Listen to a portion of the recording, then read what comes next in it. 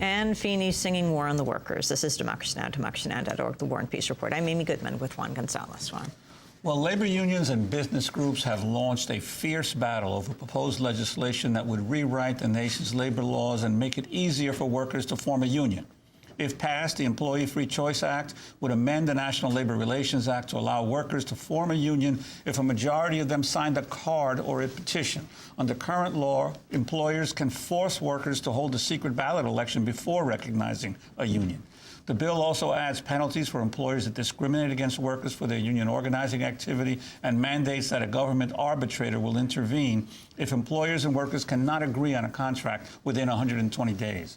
Labor groups say the Employee Free Choice Act would help restore the freedom of workers to form unions and bargain collectively, while business groups urge or argue that the bill would hurt profits and lead to more layoffs.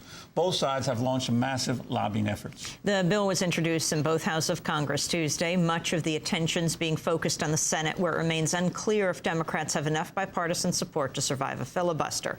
In a moment, we'll host a debate between the AFL-CIO and the Heritage Foundation. But first, I want to play two commercials about the Employee Free Choice Act. First, one was produced by the pro-labor group American Rights at Work.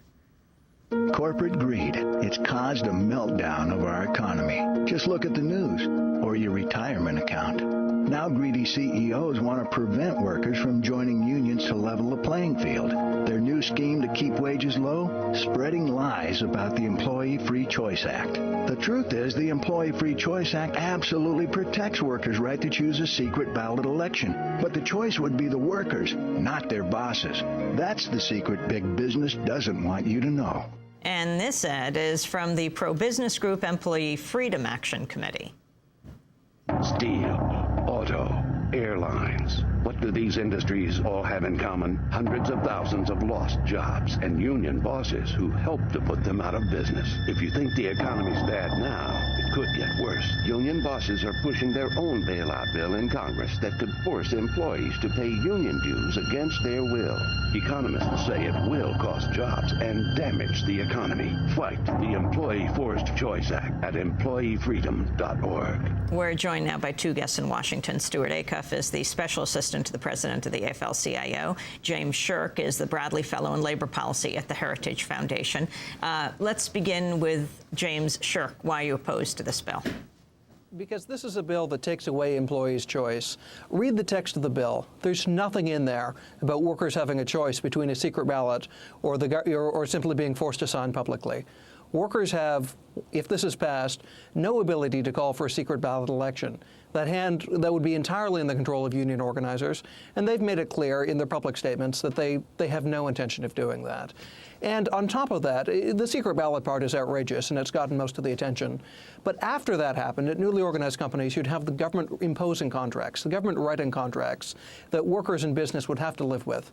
They couldn't appeal. Workers wouldn't have the right to vote or strike.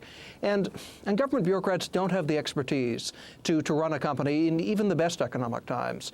But in times like this, where it's hard enough for businesses and workers with every incentive to keep the company going, to stay afloat, to be stuck with a contract that a government bureaucrat who knew nothing about the business to impose, you'd see thousands of businesses going under and tens of thousands of workers losing their job. Government control is not the way to get businesses back on track. Stewart Acuff of the AFL-CIO.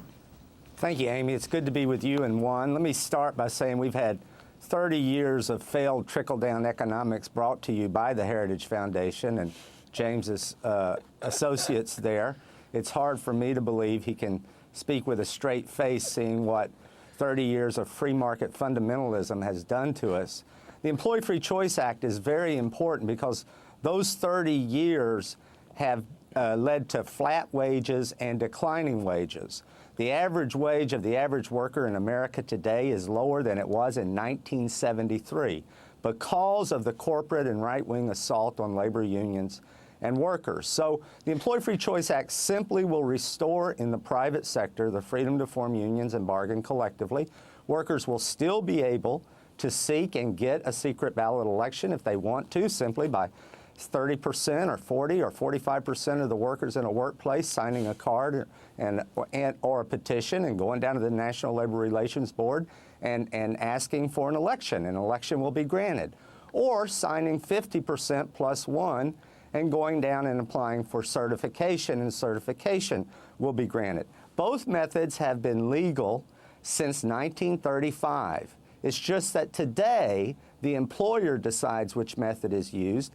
We want to change it for the worker to decide. And the problem is, in that 6-week period between when workers apply for an election and get an election, employers routinely, it's now a routine part of a corrupt corporate culture, run campaigns of terror, intimidation, firings, retaliation against workers who support the union. Last year, 31,000 workers, according to the National Labor Relations Board, were retaliated against for legally protected union activity. And so folks like James make up a problem to cover a real problem. There is no union intimidation. There's only been 42 cases in the history of the board. That's 74 years. While last year, 31,000 workers were intimidated by their employer for legally protected union activity. On the arbitration, I'm sorry, Amy. No, go ahead, finish your point. On the arbitration, if workers and their employer are making steps and progress towards a first contract, they can mutually agree to extend the time period from the current 120 days under the bill for as long as it takes to get a contract. The aim here is not to arbitrate contracts, but it's to give employers and corporations a real incentive to reach a first contract. One company, the largest company in cable television, Comcast Cable, routinely awards their non-union workers higher wages than their union workers as a policy. And so we've got to stop this business where workers can wait 12 years to get a first contract, 6 years to get a first contract after they form their union. And we do need to impose real penalties on employers who violate the law.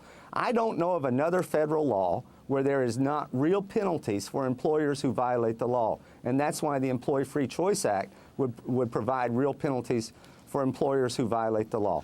Now, if I can step in for a moment. If we can hear James Sherk on a second, but I'd like you, Mr. Sherk, especially to respond to this issue of the number of workers that are routinely fired when they do engage in unionization activities, and the responsibility of government to do something about that. Look, workers have an absolute right to join a union if they want to. They also have a right not to join a union. If intimidation is a problem, why would we get rid of secret ballot elections? It's the secret ballot that protects workers from intimidation. Now, with regard to the numbers he put out, they're simply not true. That 31,000 figure is the National Labor Relations Board tracks the number of workers who get back pay each year. Back pay is typically awarded when an employer makes a change to your working environment. Say he cuts your hours. But he has to negotiate first. So the board comes in and says, no, you can't change the working environment before the workers have been, before you've negotiated with it. Pay them what they would have got otherwise. The figure has nothing, absolutely nothing, to do with workers being fired each year. American Rights at Work, the pro-union organization that's lobbying for this bill, put out a report. And if you actually read the numbers in the report, they find that there's any employer misconduct in only 7% of elections. 93% of elections, there's no meritorious charges of employer misconduct. But again, if intimidation's a problem, it's the secret ballot that ensures that a worker can say, oh, yes, boss, yes, I'm absolutely going to vote against the union, and then in the privacy of the voting booth, vote the other way. Or when the union officials are at their home late at night can say, oh, yeah, of course I want the Teamsters representing me. I'm going to vote for the union. And then in the privacy of the voting booth, vote the other way.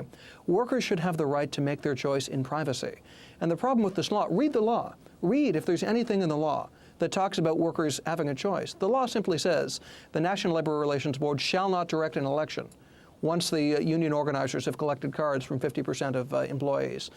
Workers would have no choice. And then with the government stepping in, no government bureaucrat is in a position to run your company, to run your job, to tell you what your wages should be, what your benefits should be, what your work assignments should be, what promotion opportunities you should have, what equipment your company should use to do the job. They're unaccountable. They don't know. They're just being parachuted in there. Government planning is not a recipe for economic health. Workers have leverage in the current system. They can do work slowdowns. They can go on strike. If the employer is refusing to enter into a contract, the system gives workers pretty significant leverage they can use to force them to the bargaining table. Companies don't sign these contracts out of the goodness of